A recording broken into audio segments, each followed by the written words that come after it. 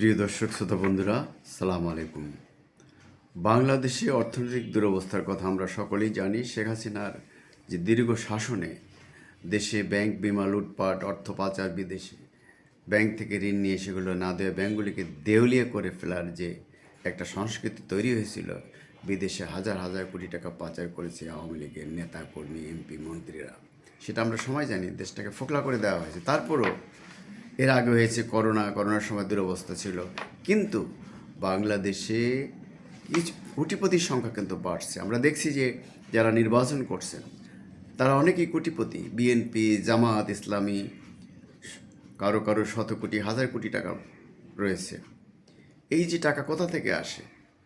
এই টাকা কোনো স্বাভাবিক প্রক্রিয়ায়, স্বাভাবিক ব্যবসা বা স্বাভাবিক কাজকর্মের মধ্যে দিয়ে আসে না। বেশিরভাগ টাকা আসে অবৈধ পথে, অন্যায়ভাবে, রাষ্ট্রীয় আইনকে ফাঁকি দিয়ে, রাষ্ট্রীয় আইনকে নিজের কাজে ব্যবহার করে, চুরি চট্টামি করে এই টাকার মালিক হয় মানুষ।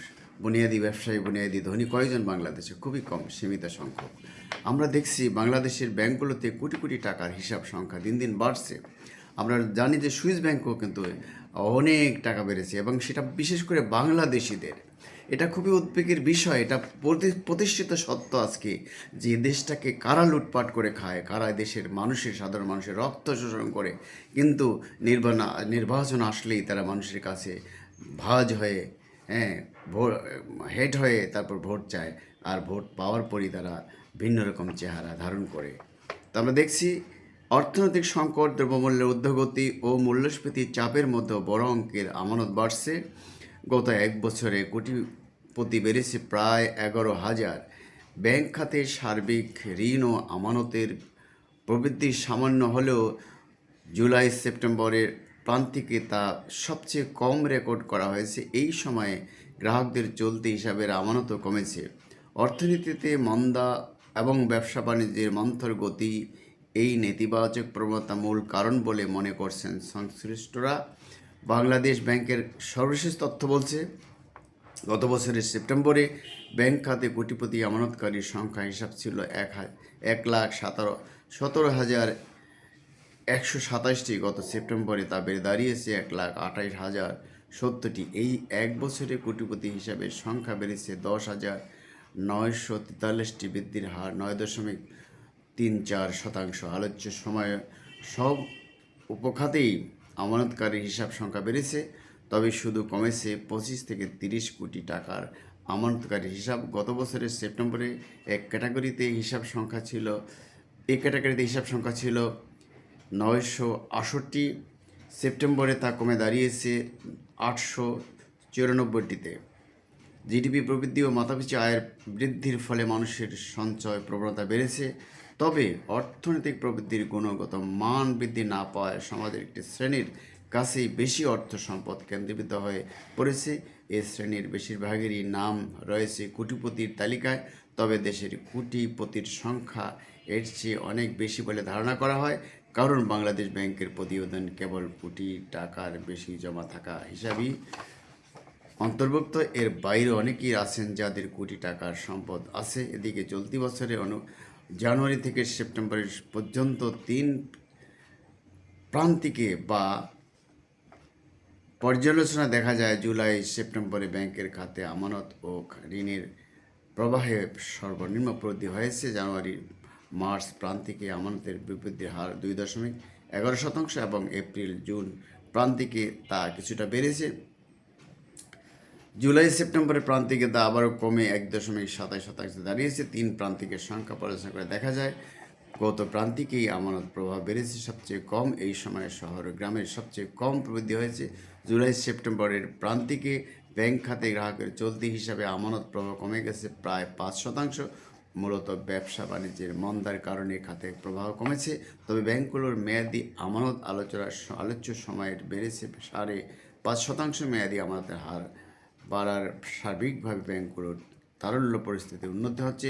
প্রতিবেদনের তথ্যে দেখা যায়, চলতি বছরের জানুয়ারি মার্চ প্রান্তিকে আমানতের প্রভাব বেড়েছিল 0.77%।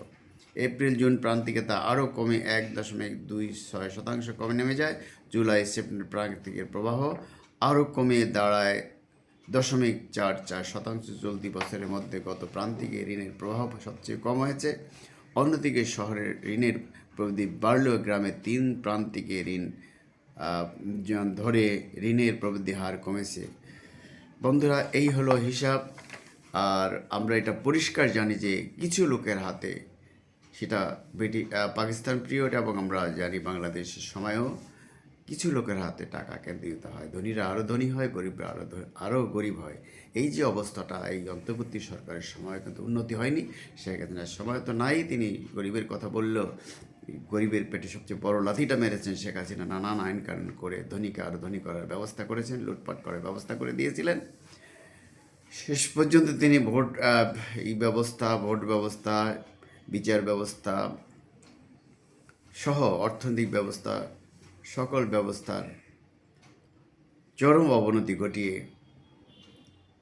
বৈষম্য চরম আকার ধারণ করার পরে ছাত্র জনতার আন্দোলনের মুখে তিনি পালিয়ে গেলেও নতুন ছাত্র জনতার যে অঙ্গীকার নিয়ে অন্তর্বর্তী সরকার এসেছে, সেই অঙ্গীকার কিন্তু তারা পালন করতে পারছে না।